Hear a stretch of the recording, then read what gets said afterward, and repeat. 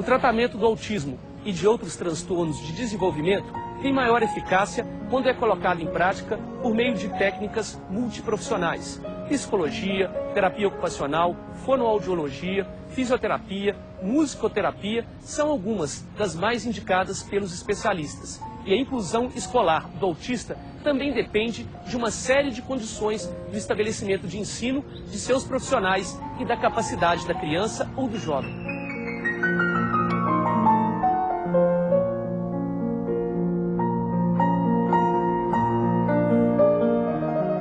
Que sinais os pais devem prestar atenção nas crianças para detectarem se ela pode ter ou não o autismo? Não é uma coisa muito fácil, mas tem alguns sintomas em bebês que são importantes. Então, assim, um bebê muito quieto, um bebê muito agitado, lá para os 8 meses a criança ela começa a apontar para pedir as coisas. Uma criança com autismo, no geral, ela não aponta ou ela tem dificuldade de fazer isso.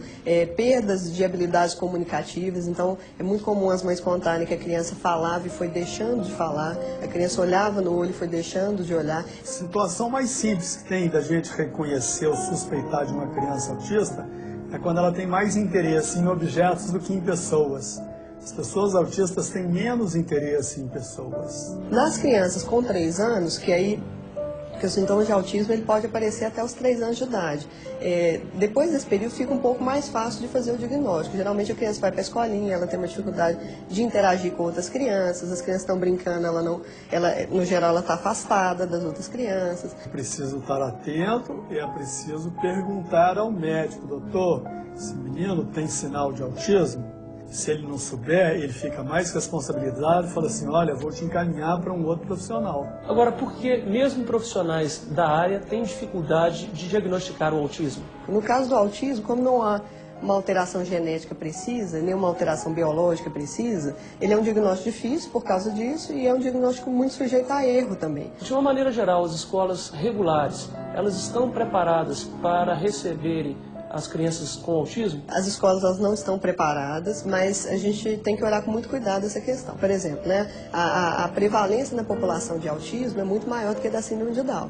Se a gente olhar os dados de 2007, 2008 do MEC, a gente tem muito mais alunos com síndrome de Down em escola regular do que alunos com autismo, porque os meninos não iam para escola nenhuma. Então o problema não é se o menino vai para escola especial ou escola regular. A maioria dos meninos com autismo estavam em casa, eles não estavam na escola. Então a escola ela só vai se adaptar na hora que esses alunos chegarem. O tratamento do autista, que tipo de profissionais ele requer?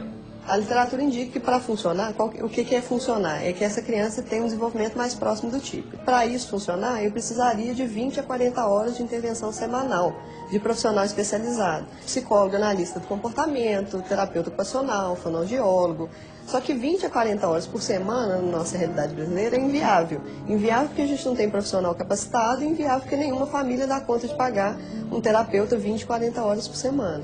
Agora, uma pessoa que não tem recursos para pagar. Pois é, aí é um problema, porque no serviço público, o que é oferecido? Sessões semanais, às vezes de fono, TO, meia hora, 50 minutos, uma vez por semana.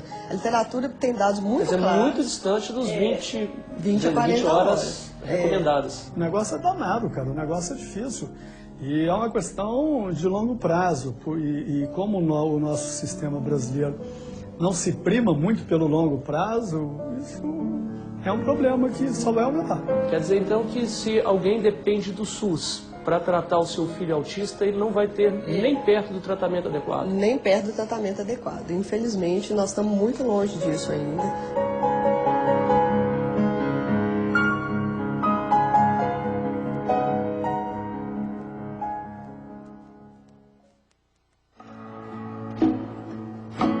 Essa escola particular para portadores de necessidades especiais está localizada no bairro Santo Agostinho, em Belo Horizonte.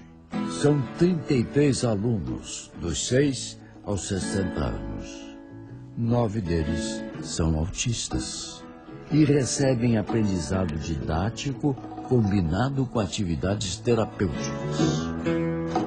Explica pra gente como é que é a escola Como Viver. A Como Viver é uma escola, né? O objetivo, a filosofia da Como Viver é que os alunos sejam felizes e que a gente possa oferecer, tanto na parte pedagógica, na educação, recursos para que ele seja independente, que ele tenha um social adequado, né, para conviver com o mundo, que ele seja capaz de executar algumas tarefas profissionalizantes, algum artesanato. Então a gente preocupa com aquilo que é útil para a vida dele no dia a dia. A alfabetização do autista, ela é mais complicada? Sim, o autista a gente tem que trabalhar dentro da comunicação alternativa, que são metodologias, abordagens, técnicas, intuição também, como você chegar a que ele tenha interesse por aquele conteúdo. Agora, Maria Cristina, você estava falando que aqui na escola eles recebem toda a atenção e que a escola é para atender as pessoas com necessidades especiais. Sim. O que você me diz da escola inclusiva? A escola inclusiva eu acho ótima no período até a educação infantil, 6 anos, 5 anos. Depois ele vai para uma escola especial ou para uma escola regular e que tenha a escola especial como apoio, porque só a escola regular vai dar o social, algum contexto para ele, algum aprendizado para o desenvolvimento. A escola especial vai dar realmente a necessidade dele daquela forma mais lenta, daquela forma mais individualizada. Agora, as escolas regulares, elas estão preparadas para lidar com alunos portadores de necessidades especiais? Ainda não, né? O que a gente tem visto assim, que elas querem, muitas querem aprender com a gente, muitas abrem as portas para que a gente vá orientar, mas a escola especial, na minha visão desses anos de trabalho, ela nunca vai acabar, ela não deveria acabar. Porque ela traz uma bagagem, ela traz um conhecimento que não dá para isso tudo ir para uma escola regular. E o que as pessoas podem contribuir para a escola estar melhorando? Eu acho que pode estar ligando para a escola, né, 3275-3672, e tá oferecendo o que ela pode. Que às vezes ela pode oferecer 2 horas do trabalho dela, da capacidade dela, não precisa doar dinheiro, não precisa doar material, ela pode doar a pessoa. Dinheiro faz falta, mas também a gente precisa desse lado humano.